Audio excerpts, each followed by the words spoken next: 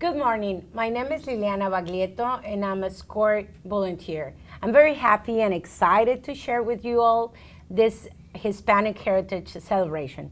Today, we have invited 3 very successful Latinas who are joining us today, and they're going to talk about the story of their business, the story of their struggle, and the story of their success. And it is our mission to inspire you and to educate you through the SCORE resources and through their stories about what you can do for your business. That's why we're here at SCORE San Diego, helping to thrive, helping your business succeed, and sharing the stories of success as our guest today. Good morning, ladies. Welcome. It's such a pleasure having you here. May you please introduce yourself briefly, your name, and what is it that you do in your business? Yes, of course. I am Viviana Oropeza, and I own attorneyandheels.com, a business and estate planning law firm. Nice. And your name? My name is Miriam Jimenez. I have a consulting services named MJ Importation and Distribution, and at the same time I have a brand name called Mexican Heart. We sell products for pets, but the products are handmade. Yes. Oh, that's a very beautiful blouse. Thank you for representing us. Thank you. Yuri, please introduce yourself. My name is Yuri Castello. I am the owner of Montessori World Childcare. I'm very happy to be here. Thank you for your time, and let's relax ourselves and let's tell our stories. I'm very drawn to your story, Viviana, because I was reading on your website and getting to know you a little bit better. It's quite a remarkable story. So you're an attorney. How come first of all, what inspired you to have your law firm instead of going into a big corporate law firm and working for someone else? Why did you decide to go the difficult way? I went the hard way because of family more than anything else. I have a husband and 2 children, and I have a 5-year-old with special needs. And he was actually born while I was in law school, and I knew that I was going to need time for my family, and I just couldn't do the 40 to 60-hour weeks at a law firm. So I just knew that I had to take that jump, and just start my own law firm from the moment I passed the bar. Oh, nice. And how long have you been with your law firm? I'm going on almost 4 years now. I literally passed the bar, and the next week launched my law firm. That's very nice. And I really love the concept of attorney in heels. Tell us a little bit more about that. Yeah, so attorneyandheels.com came about because as I started to practice law, I realized that I wanted people to do what I was doing. I was inspired to launch myself and just go for my dreams, have my own business, which was my law firm. And I'm a business attorney, so I wanted to inspire other people to do that. And I found myself drawn to women and showing them how to launch their dreams, showing them how to structure their businesses. So, and I always joked like, oh, I closed this deal in heels, and it was always like, yeah, I'm running around doing all of this in heels. And eventually I just came up with Attorney in Heels, and it became my brand. It works great. I really like it. Thank you. Thank you so much for sharing your beginnings, and there's so much to share. And I'd like to hear from you, Miriam. How is it that you get started in the importation business and with your brand? Okay, I started on 2019 with my business MJ Importation and Distribution. It's like a consulting services for imports, everything about customs compliance. And at the same time, like 4 months later, I started with Mexican Heart, and I started importing Mexican products. They are handmade, and they are for pets. So then we started because my inspiration is to bring Mexican products and to show the culture of the Mexican artisans. They are very talented persons, and I love all the stuff they make and they create with their hands. So that's why I want to start with this business after my consulting services. Thank you. Thank you for sharing your story. It's very inspiring. Yuri, tell us about Montessori.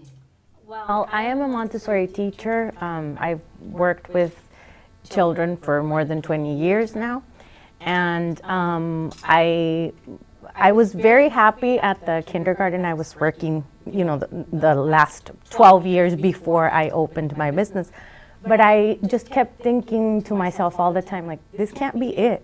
You know, like this is not where I'm supposed to stay. Like I had the option to stay there because I was super happy, but I wanted, you know, A little more. a little bit more. You know, I wanted, you know, to create my own space where I could, you know, do things how I like them to be, or you know, to be my own boss. And so that's how I decided I quit my job, and I decided I wanted to open my childcare business. And I'm going to continue into the next question with you because I know you had a very interesting starting story. What is the main obstacle that you have to face when starting your business? I mean, you already knew you wanted to get out of the comfort zone of having a job, then becoming a mom. But what was the main struggle that you faced? Well, first I tried to open my business in Mexico. So I quit my job here and I moved to Mexico and I tried to open my business there, and that I invested the money that we had at that moment. I rented the place, I fixed it all up. I was super excited, no? And months went by and I couldn't get the permits from the city. So I had to close it down before even opening, no? So that was like super hard for me to deal with, and I was just like heartbroken because it was like a baby for me, no? So I closed and I moved back to San Diego. I found another job, and I kind of wanted to forget about like starting my own business, you know? It wasn't in the back because it was so hurtful. I didn't want to think about it anymore. But my husband was always like pushing me, like, no, you're gonna have it one day. You're gonna do it. Don't worry, you know? And so I would say he was the one that pushed me again, you know, into starting my business. And finally I read about you that you have to go into debt, like you sold your condo to start your business. That's having a lot of faith in your project. Congratulations. Tell us about that. Well, that's how my husband convinced me. Like, we moved back to San Diego, we bought a condo here, and I was a stay-at-home mom. I had a baby, and I knew I needed to go back to work because, you know, the bills never stopped, right? So I just didn't want to leave my baby anywhere else. So that's when I, you know, started thinking about it again. Like, I was like, what if instead of leaving my baby, I just open my daycare and keep my baby with me and bring some money into the household? So I talked to my husband about it, and he was all in. He's like, okay, what do we need money, you know, to invest in the business? Where are we going to get the money from? Well, let's sell the house.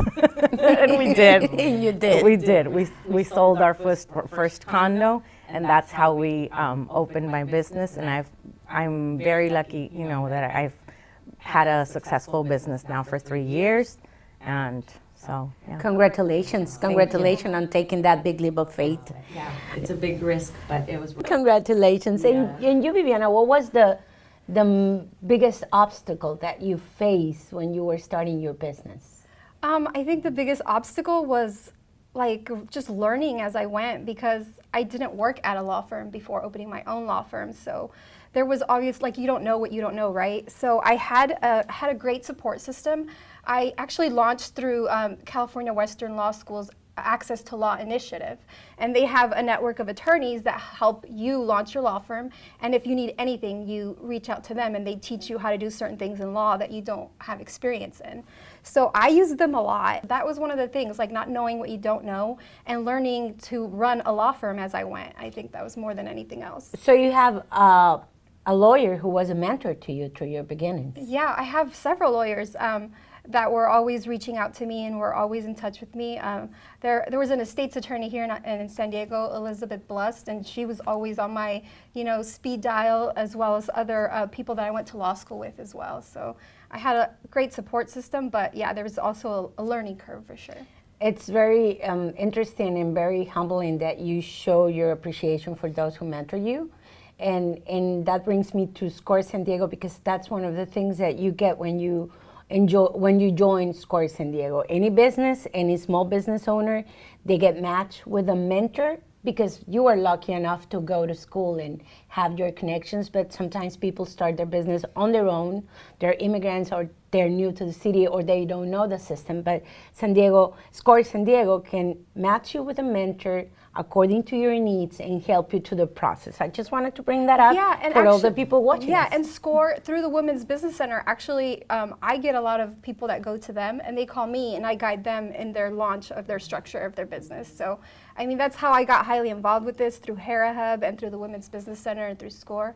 I get a lot of people that go through you guys and then come to me for legal advice. So it's kind of all come together. You know, they help me, I help them, and it just becomes a network of people helping each other out. And that's what it is all about, Yeah. networking, right? Yeah. Miriam, tell us, what was your main struggle when you were beginning your business? Well, with Mexican Heart, I start on 2019. In the middle of 2019, we start participating in public events for pets. So with the pandemic, all the events were canceled. So that's very difficult time for me because I started participating on them, and then all the events were closed.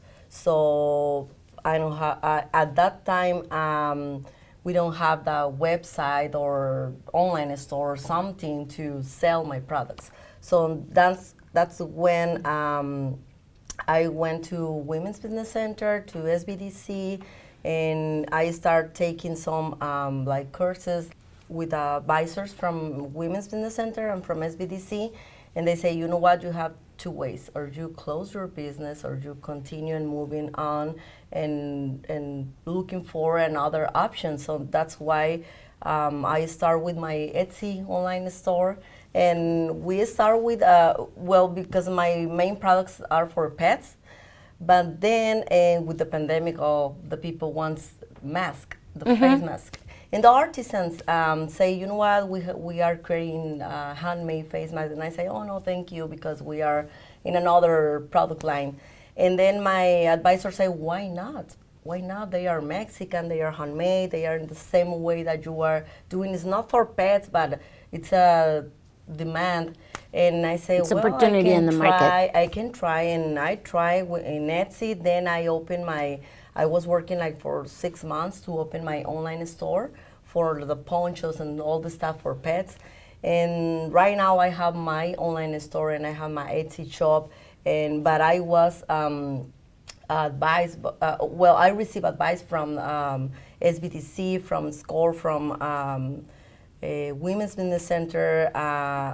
I was looking for support for the National City Chamber of Commerce, Hispanic Chamber of Commerce here in San Diego. So you went all over the place. Yes. That's one of the things about owning your own business. You have to look for answers somewhere, and just not like expose them to the universe, but reach out to associations, reach out to organizations, reach out to mentors. Yes. Willing to work more hours than you ever Thought you could work and do everything that needs to be done, and you know, like I had never worked so hard. In my case, for me, it's very difficult marketing because I'm not professional in marketing. And you know, with your business, you need to do marketing, social media, all the stuff.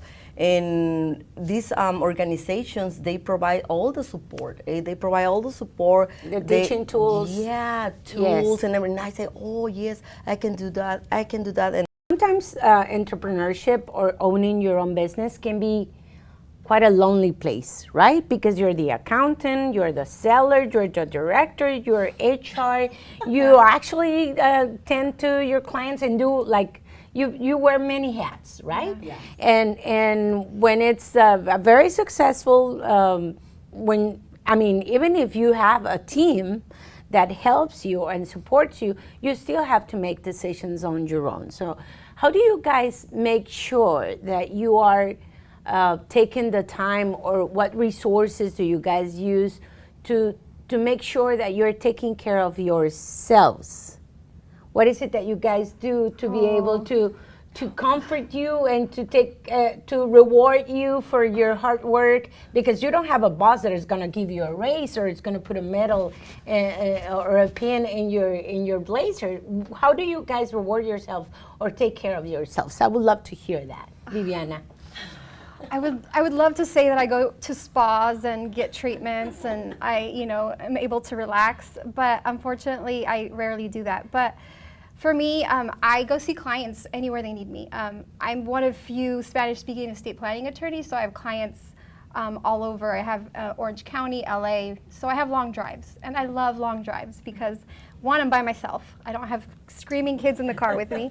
And two, I blast the music and I just sing the whole way. And I could put the same song over and over again and nobody's gonna judge me. So of course not, but let us know which song is that, please. I love to play Intocable. Very good, very good. I know, and I just sing the whole way. So for me, that's therapy, and I know it's something very simple, and it's me in my car, but that's has been my outlet. If I need to cry, I'm in my car because I don't want my kids and anybody else to see me going through whatever I'm going through. But yeah, therapy is in my car with my music. With Intocable. With some Intocable. Thank you for sharing something so personal. How about you, Miriam? How do you make sure that you're in a good state of mind, that you keep yourself sane? Sometimes I take time for me, for myself. Maybe because I'm mom too, and I have a lot of responsibilities. Sometimes I like to go to take a coffee with a friend, or sometimes alone, or ice cream, or something that relaxes to me, like, okay, it's out of all the stuff. And that's the way. Sometimes, like, you listen music. I like Ricky Martin a lot. Let's go to the concert. I like to dance and all the stuff.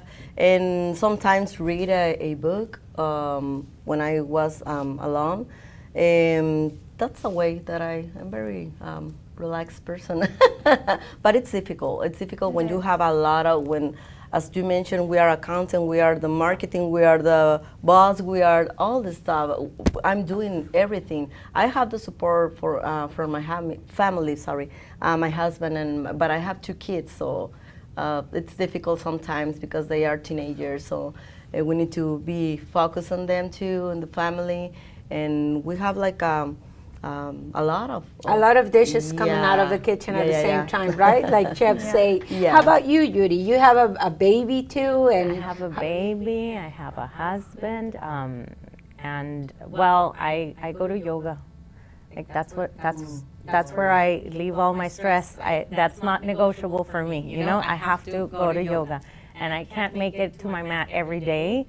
But that's where my therapy is. Like that's where I find my my calm and my yes, that's where it is. Sometimes my husband says I need to do more yoga because it's not really helping you. You need to relax. I'm like, no, just imagine if I didn't go. But yes. And I wanted to ask you about something that you mentioned, Viviana, networking. What role has it played in your business history, reaching out? Because I saw on your website that you have this group of partners that are other lawyers, and either all of them or most of them are women, which I love. Yes. And tell me about that. So I created a network called the Attorneys in Heels Network. So it's a network of a bunch of female attorneys in all other areas of law that I don't practice. So I have, personal injury attorneys, I have criminal law attorneys, I have juvenile justice attorneys, I have every type of lawyer you could think of. And what I do is people reach out to me because I'm a lawyer, and it could be in something that I don't do, and what I do is I refer business to them, and they do the same for me. And it's a growing network. I'm currently also working on getting actually attorneys right now, and also in Arizona, Nevada, and Washington. My dream is for it to be like a nationwide network of female lawyers, like amazing female lawyers. I have a great network right now. But yeah, networking is everything, They come to you for support, and if you can't help them, you refer them to someone else that you know is amazing, and I'm more than happy to help other lawyers as well.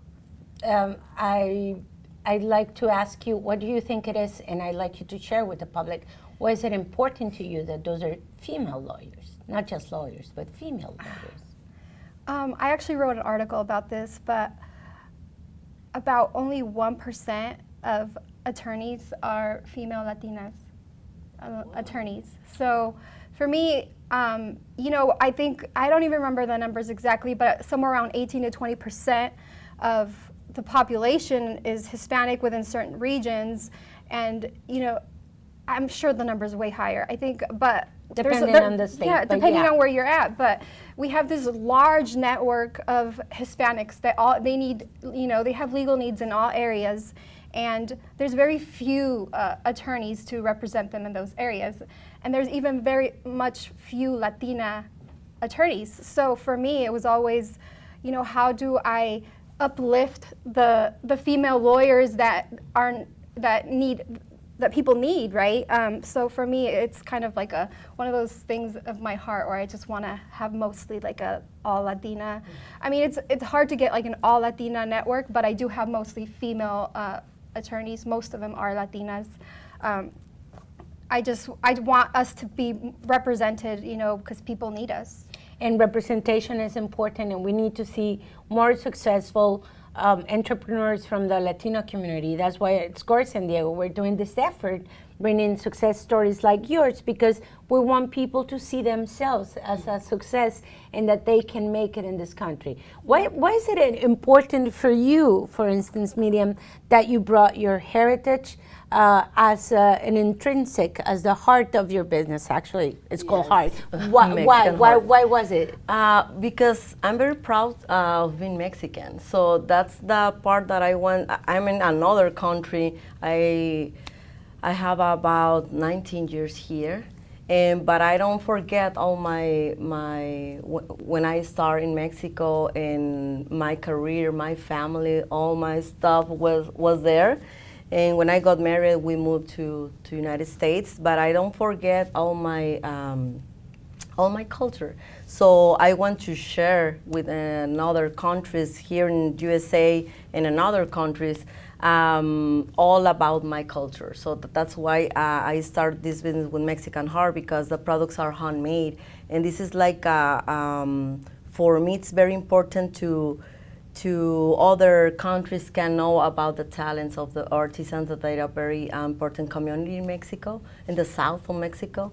And they don't have the opportunity to make business in this level, yeah. They don't have the opportunity, so I have the knowledge because my bachelor's degree is foreign trade and customs, and that's why I say, you know what, they can't, but I can. So I can bring the products and I can make that this happen, and they are very happy because we are supporting them. And also with a part of our income, we support shelters in Mexico for pets. For pets. So that's this is very sweet. So this is for me. It's like another goal, because with my business I can support other, and that's why it's like my inspirations. When sometimes I'm tired and I say, oh my God, do I need to continue or not? And when it happens all about pandemic, in my mind say, no, you need to continue because you have a commitment. So that's when I wake up and say, you need to follow. I think diversity and representation makes us all better, even in the business place or in the business community. When you have a more diverse, a more representation community of business, you get better results. Yeah. And you cater to different communities, and you cater and you bring the best of your heritage. And I would like to ask Yuri, how is it that you use networking in this part of your business? I guess you're part of, like, Montessori is like a community in itself. Yes. Right? Army of Montessori mentors that either own their own Montessori schools or daycares as mine. And whenever I have it was more at the beginning, you know, when you're learning all the new things of having your own business, I would always call them like all the time. I have this child with this need or this, how do I handle it? What would you do? And that's really what I've been doing. and you form a community, you establish relationships, and they not only become business relationships, they also become acquaintances. They become part of your extended family and friends, right? Yeah. I would like you all ladies to answer or share maybe a tip of advice for those who are thinking about starting a business or have a small business and they feel like they're stagnant or they cannot move forward or they are in a state of, oh, what am I gonna do in the middle of this pandemic? Things don't seem to get back to normal, or how should I start? Do I have the talent? All those have doubt and questions about starting a business. What advice will you give them? In all honesty, I think a lot of the time, not only just as women, more than anything else, like we feel like we need permission, right? Like we overthink and we make lists, pros and cons, and then we find reasons not to. And a lot of the time you need that one person who's like, just do it. Just do it. Call me, I can help you. Because, you know, if anyone needs permission, I give you permission to do it. Just do it. Because it's never the perfect time. It's never exactly right. You just got to go with your heart and go for it. That's all you can really do. Yeah. What advice will you give, Miriam? Yeah, for me, my recommendation is to find a women's business center or SCORE or organizations, yes, SBDC. Because they can give you all the advice from the start of your business, and then when you are continuing, like me, I have more than 2 years with my business, and sometimes I make my appointment with a mentor to, hey, you know what, I'm looking support on this or on that, and this is like a school. Because you are learning, yes. For me, that's the way that they helped me to start. Because I remember when I started with this business, I went to one of the organizations with my products and say, you know what, I'm thinking to bring this from Mexico, some samples. And she say, yes, you can do it. And that's when I feel like, yes. You can do it. I can do it, yes. And there's that validation that you need, right? That permission to just go for it. Yeah, we were talking about. We all need validation, either from our friends, from our peers, from our families. I think it sustains us. Yes. And most importantly, from ourselves. To go with what you say, with your heart and go all the way in. And be persistent, because in the way you will find a lot of difficulties or rocks in your way. So you need to say, okay, I can stand up and start all over again. Yes, yes. What advice will you give to a new entrepreneur? I would say today? go for it, do it. And we only live once, and you're here to follow your dreams and to make them a reality. The dreams don't come true by themselves, you know. You need to work for them and rely on those associations that she has mentioned. If you have a dream, you have to follow it, do it, and just be mindful that you're going to work harder than ever, because like you mentioned earlier, you wear all the hats that there are in your business, and you're going to work super hard, but it's worth it. At the end, it's going to be worth it. So continuing in the subject of taking care of yourself or making sure that you have some time off, how do you guys do it? Do you turn off your phone? Do you take the weekend off? Do you take one day of the week? How do you do it, Yuri? Well, that's the nice part of owning your business, right? And being your own boss. You can decide what days you can take off. You know, I have 2 employees, and it's a daycare. So I have posted a calendar already for 2022. All the days, the holidays that we will be closed. I'm closed for the weekends, and well, that's. You can plan ahead. I can plan ahead, exactly. I can plan ahead. I don't really like to do it like so often. I like to do it when the daycare is closed. Like right now, I'm dying to see if they have messaged me, you know, because that's how it is when it's your business. You want to be there. Even if you're not there. Even if you're not there, you're always like on the phone, making sure like this is, you know, that everything is running smoothly. At least for me, I'm kind of a perfectionist, I guess. That's the way how you it do is. Uh-huh. How about you, Miriam? I'm trying to plan my week for the consulting services for MJ. I have a part-time job from Monday to Friday, and I work 4 hours, but I decide when I can work during the day. Sometimes I have meetings or Zoom meetings, or and then I need to plan my calendar from Monday to Friday because I need to combine my business with my consulting services. And my online store is open 24/7. Yes. So, but I have a schedule my shipments from Monday through Friday, and then when all the orders comes on Friday, I have Saturday and Sunday to prepare. So sometimes Friday in the night I'm preparing the shipments for the Monday. But most of the times I take off Saturday or Sunday with my family because we need to spend time with my husband and with my kids. Sometimes I travel. I am from Mexicali, Baja California, so, and all my family it's from there. So sometimes we travel during the weekends to stay with my parents or my family. So yes, I take my time. And how about you? Have you planned, what is a regular day of work for you? I'm always doing something. I definitely keep my hours, my regular Monday through Friday hours to see clients, do appointments, and that kind of thing. And I technically, my firm is closed on the weekends, but I do find myself sometimes working on the business over the weekend. But I do try to take the weekends sometimes if we're doing family events or, kids' birthday parties, that kind of thing, because I still have a family. So. And you were try to find your own balance, right? Yeah. Find a It's balance. different for It's not all everyone. work, and it's not all, because you can get lost very easily with your own business, no?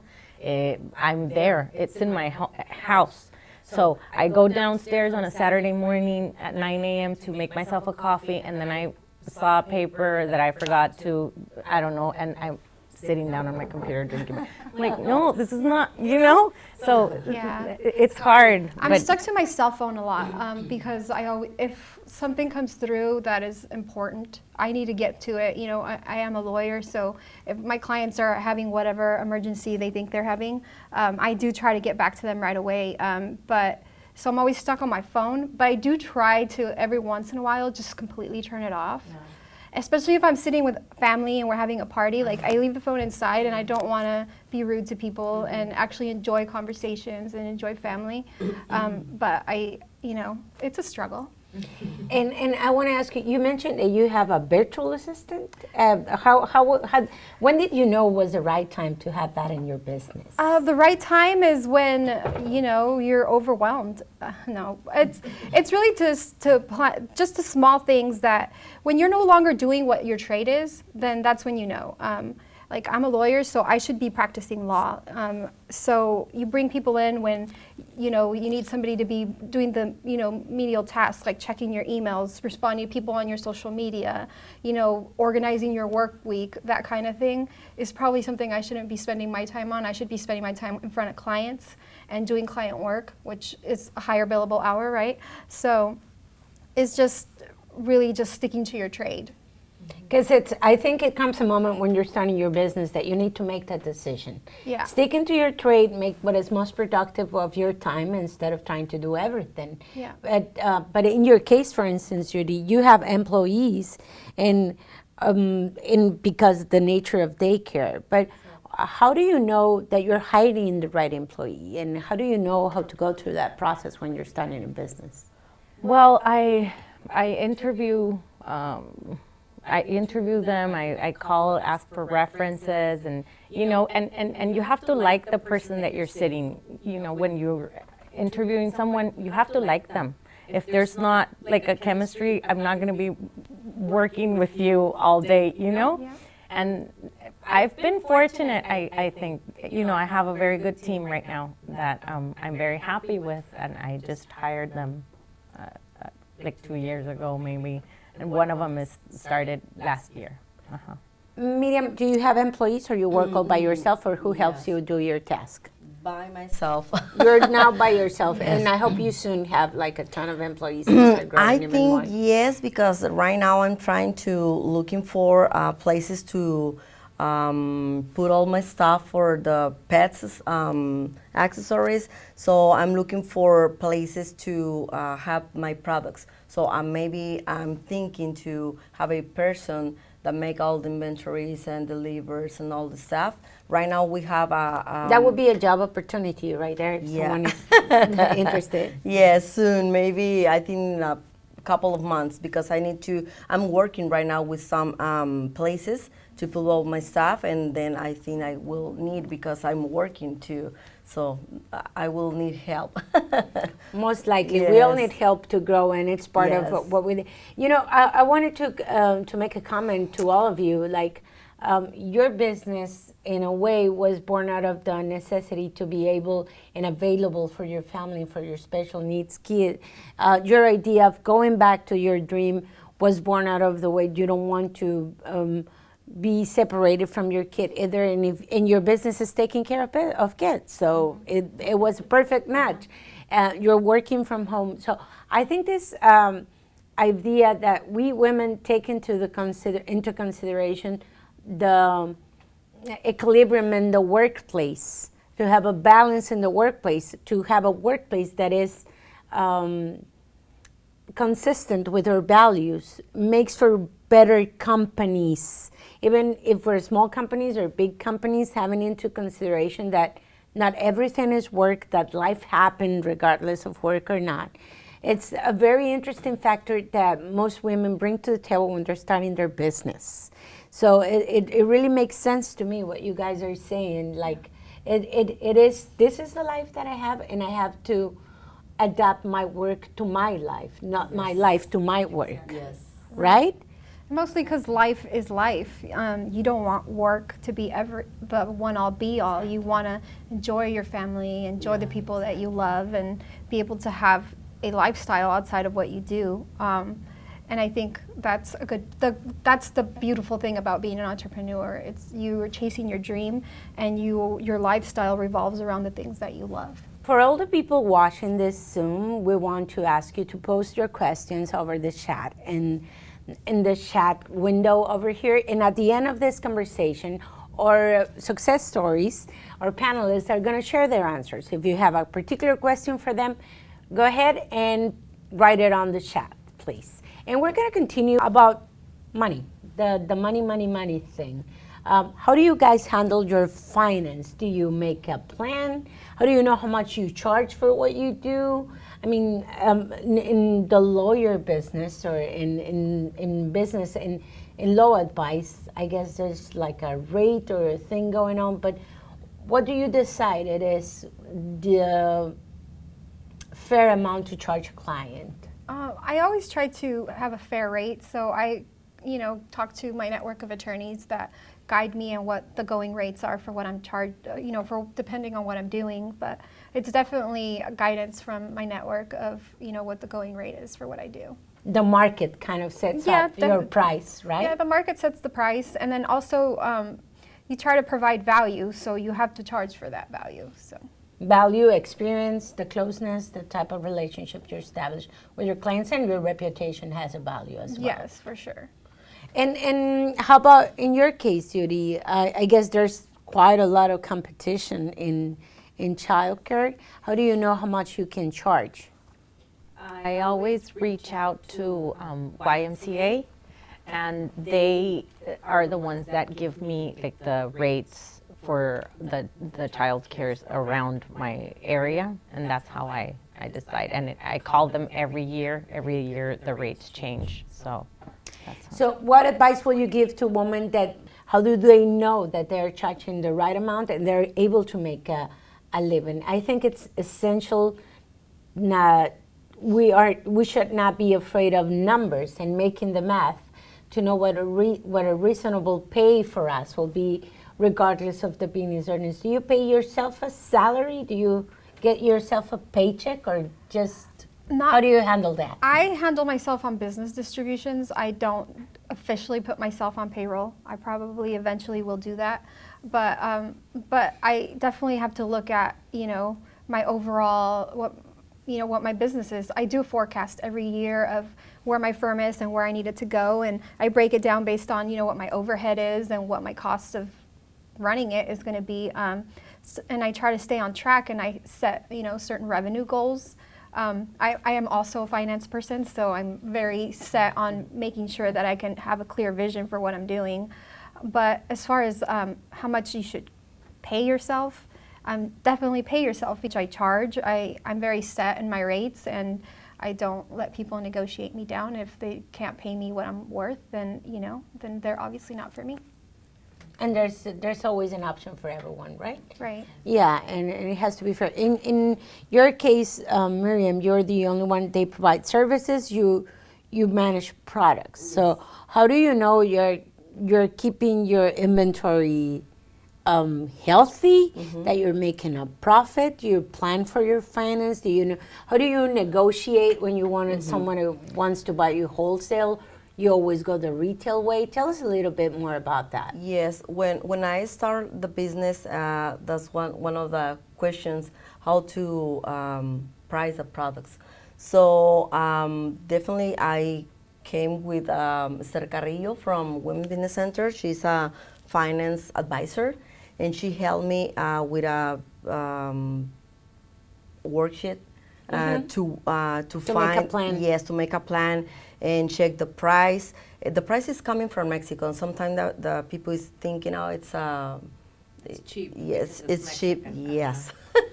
It's cheaper. Yes. Yeah. But it's craft. But it's craft. And then I made all the stuff for the importation. I paid taxes, I paid transportation, I paid for Mexican customs broker, U.S. customs broker, I paid for a bond. So I make all the stuff to bring the products from Mexico to USA. And this is... in a fair way and paying fairly to those craftsmen as well. Yes.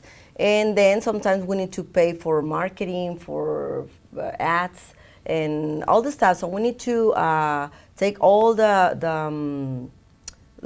all the expenses into account. Yeah. Yes, into the account. And Esther helped me to say, you know what, could be your retail price, and this is we saw the market.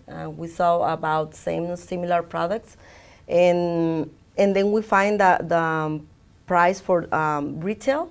And then we check the price for wholesale, because in this year I had a sale for a wholesale here in a big daycare mm-hmm. for pets. Uh-huh. And they request me the wholesale price because they bought more than 100 pieces. So that's when I was like, oh my God, what is the correct price for wholesale? And she gave me the support to manage. And you know what, if this is your profit, you can manage by this way, or that way. And that's the way that I negotiate with my customer and say, you know what, this is a retail price, but if you buy 100 pieces or more, this is the price. Or I think that it's a very important process that any business owner that sells products have to go through, even mm-hmm. in services, because sometimes in the excitement of closing up a sale, you could end up losing money because you don't really know your numbers. Yes, so are you able to pay yourself a salary, or are you still investing your time, or how do you manage that? Well, I have my other job that it's consulting services, and I work 4 hours per day, and this is like my income, but sometimes I use for my business. To finance your other business? So, yes. Okay. So, but I use my own money. Okay. So how about you, Yuri? You pay yourself a salary, or just how do you run your numbers? How do you know you're doing good or not that good, or you need to do better? Honestly, I think I could do a little better with finance. We're all learning, and this is part of a process. And but I don't pay myself a salary. I have my set rates, and you're investing your salary in your business right now. Yes. From what I'm seeing. That's the way we could see it. But you need to start paying yourself a salary, I guess, soon. So we need to work on that. Well, thank you all for attending this Success Stories workshop.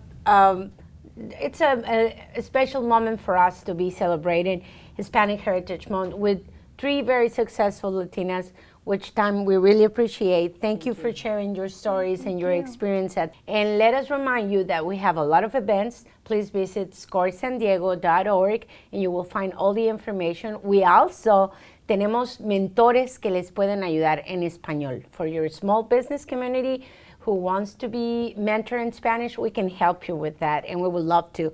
Let's keep the small business community of San Diego thriving and growing.